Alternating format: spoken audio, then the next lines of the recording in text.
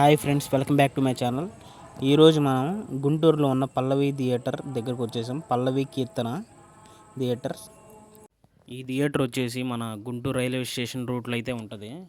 అసలు మూమెంట్ ఏంటంటే మా ఫ్రెండ్ గడు కాల్ చేసి మూవీకి వెళ్దాం రా అన్నాడు. సర్లే పోదాం అని వచ్చాం. ఫోటోలు దిగుతున్నాడు ఇక్కడికి వచ్చి. మనం థియేటర్లోకి ఎంటర్ అవ్వగానే కింద కనపడే గ్రౌండ్ ఫ్లోర్ మొత్తం పార్కింగ్ ఏరియానే. చాలా స్పేస్ అయితే ఉంటుంది.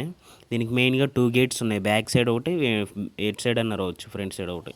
ఇదంతా బుకింగ్ కౌంటరు. టికెట్ బుకింగ్ మొత్తం అయితే జరిగిద్ది. మొత్తం మెయిన్గా అయితే ఇది మాస్ థియేటర్ అంటారు. ఎక్కువ మాస్ ఆడియన్స్ అయితే ఎక్కువ అట్రాక్ట్ చేసిద్ది. మనం థియేటర్ లోపలికి ఎంట్రన్స్ అవ్వగానే లెజెండ్ మెట్లకి ఫస్ట్ ఫ్లోర్లోనే పల్లవి స్క్రీన్ అయితే కనపడిద్ది. సెకండ్ ఫ్లోర్ అయితే కీర్తన థియేటరు. మధ్యలో క్యాంటీన్ అయితే ఉంటుంది. నేను చూపిస్తాను. మొత్తం పైనుంచి కింద దాకా ఒకే సీటింగ్. ఇటువంటి సోఫా సీటింగ్ వంటి ఏం లేదు. మొత్తం ప్లెయిన్ సీటింగ్. టోటల్గా ఈ పల్లవి స్క్రీన్లోనే మాత్రం మొత్తం 650 సీట్స్ అనేది ఉంటాయి. కీర్తన స్క్రీన్లో 315 సీట్స్ అనేది ఉంటాయి. టోటల్గా మొత్తం 2 స్క్రీన్స్ ఉంటాయి ఓన్లీ. ఈ క్యాంటీన్, పాప్కార్న్ మొత్తం అంతా రీజనబుల్గానే దొరికిద్ది ఇక్కడ మాత్రం. ప్రైస్ మాత్రం చాలా రీజనబుల్. ఒకసారి మీరు చూడడం కాకపోతే మొత్తం మన బడ్జెట్లో దొరుకుతుంది. క్యాంటీన్ కానీ, కాఫీ కానీ. అయితే స్పైడర్ మ్యాన్ మూవీకి అయితే వచ్చాము.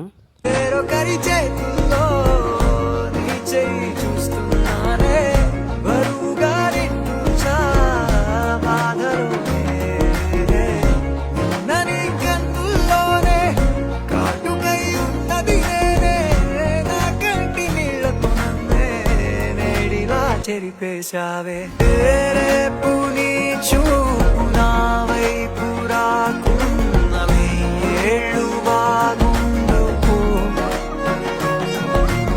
ఏకాకిలో కాన ఎల్లాగనే నువ్వై. మెయిన్గా ఈ థియేటర్కి సౌండ్ సిస్టమ్ చాలా ప్లస్. ఈ డాల్బీ 7.1తో వస్తుంది. సరౌండెడ్ బై సిస్టమ్స్ మొత్తం చూసుకోవచ్చు. స్పీకర్స్ కూడా ఫుల్ ఆడియో మాత్రంకి ఎటువంటి లోటు ఉండదు. స్క్రీను బాగుంటుంది. టోటల్ ఓవరాల్గా ఈ థియేటర్ కూడా చాలా బాగుంటుంది. అందుకే చాలామంది విజిట్ అవుతారు.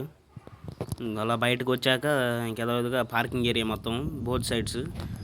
వెళ్ళేది మాత్రం రైట్ సైడ్ వెళ్తాము, వచ్చేది లెఫ్ట్ సైడ్ వస్తాము. గుర్తుపెట్టుకోండి. కింద మొత్తం పార్కింగ్ ఏరియా. కిందకి రాగాల మా ఫ్రెండ్స్ కనిపించారు. ఇంకా 2 బండ్లు వేసుకొని మేము ఇద్దరం వెళ్ళిపోయాం మొత్తం. ఓకే బాయ్స్, ఉంటా. బాయ్. Thanks for watching.